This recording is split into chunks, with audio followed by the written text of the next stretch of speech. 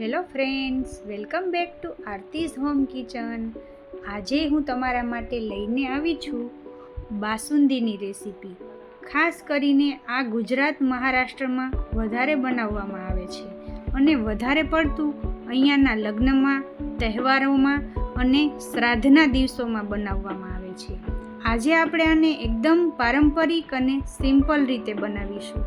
જ્યારે પણ કોઈ મહેમાન આવતા હોય ત્યારે આ રેસીપી તમે માત્ર 15થી 20 મિનિટમાં બનાવીને તૈયાર કરી શકો છો.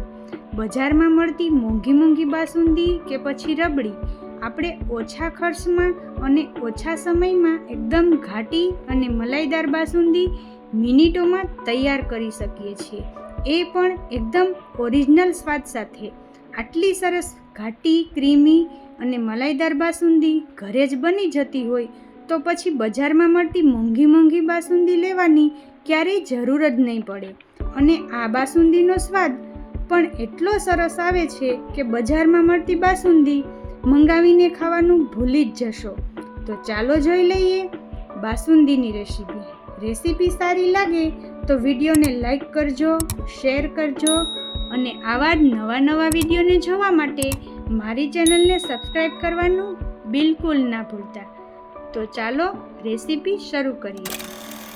તો સૌથી પહેલાં દૂધને ઉકાળવા માટે આપણે અહીંયા એક નોનસ્ટિક પેન લઈ લેશું. તમે કોઈ પણ જાડા તળિયાવાળું કોઈ પણ વાસણ લઈ શકો છો. દૂધ તળિયામાં ચોટે નહીં એટલે હું આમાં થોડું પાણી ઉમેરીશ. પછી તેમાં 1.5 થી 1.5 લીટર જેટલું ફૂલ ફેટ દૂધ લેવાનું છે. તેનાથી આપણી બાસુંદી વધારે સરસ અને ઘટ બનશે. ગેસને ઓન કરી લેશું. પહેલાં આપણે દૂધને એક ઉભરો આવે ત્યાં સુધી બોઇલ કરી લેવાનું છે અને વચ્ચે ચલાવતા રહેશું જેથી તે તળિયામાં ચોટે નહીં.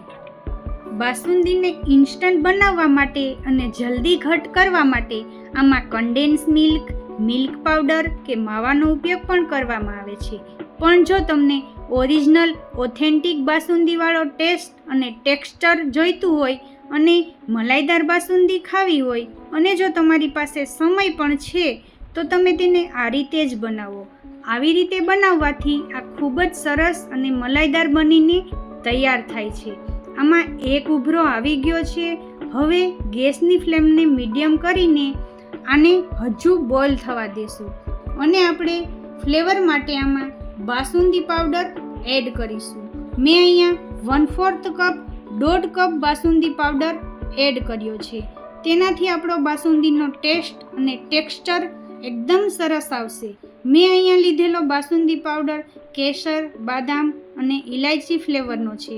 બાસુંદી પાવડરને ઠંડા દૂધમાં ઉમેરી દેશું અને સારી રીતે મિક્સ કરી લેશું. હવે આપણે આ મિશ્રણ તૈયાર કરેલું છે તેને દૂધમાં ઉમેરી દઈશું. આ મિશ્રણ નાખ્યા બાદ એકવાર દૂધમાં સારી રીતે મિક્સ કરી દેશું અને ગેસની ફ્લેમ મીડિયમ કરી ઉકળવા દેશું. વાસણની સાઈડમાં જે મલાઈ ચોટી જાય છે એને પણ કાઢતા જઈશું અને દૂધ સાથે મેળવતા જઈશું.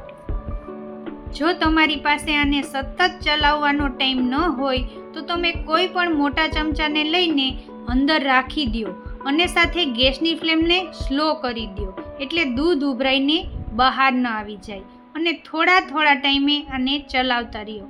તો આ દૂધ હવે થોડું ઘટ થવા લાગ્યું છે અને સતત હવે મીડિયમ ટુ હાઈ ગેસની ફ્લેમ પર હલાવતા રહેશું. હવે આપણે આમાં 1/3 કપ જેટલી ખાંડ ઉમેરીશું. ખાંડ પહેલાં ઓછી જ ઉમેરવાની, પછી થોડું ટેસ્ટ કરી જરૂર મુજબ ઉમેરી શકો છો.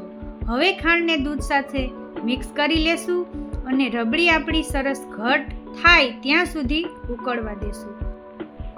હવે આપણે આમાં ડ્રાયફ્રૂટ ઉમેરીશું. મેં અહીંયા ડ્રાયફ્રૂટમાં કાજુ, બાદામ અને પિસ્તા લીધા છે. તમે તમારી પસંદના કોઈ પણ ડ્રાયફ્રૂટ લઈ શકો છો. તો તમે જોઈ શકો છો કે આ દૂધ ક્વોન્ટિટીમાં ઘણું ઓછું થઈ ગયું છે. આપણે દૂધને લગભગ ક્વોન્ટિટી અડધી થઈ જાય ત્યાં સુધી ઉકાળવાનું છે. આ જે મલાઈ ફોર્મ થાય છે તે આપણે દૂધમાં મેળવતા જશું જેનાથી બાસુંદી મલાઈદાર, ક્રીમી અને ઘટ બનશે.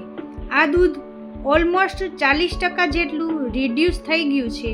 આ સ્ટેજ પર તમે ઇલાયચી પાવડર, કેસર ઉમેરી શકો છો.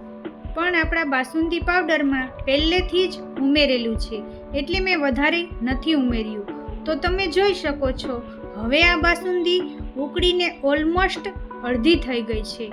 આ જેમ ઠંડી થશે તેમ હજી થોડી ઘટ થશે. તો બસ આ પોઈન્ટ પર આપણે ગેસની ફ્લેમને બંધ કરી દેશું. હવે આને રૂમ ટેમ્પરેચર પર આવે ત્યાં સુધી હલાવતા રહીને ઠંડી થવા દેશું. અને આ બાસુંદી રૂમ ટેમ્પરેચર પર આવે ત્યાં સુધી આપણે હલાવતા રહીશું જેથી કરીને તેના ઉપર મલાઈનું પડ ન જામી જાય.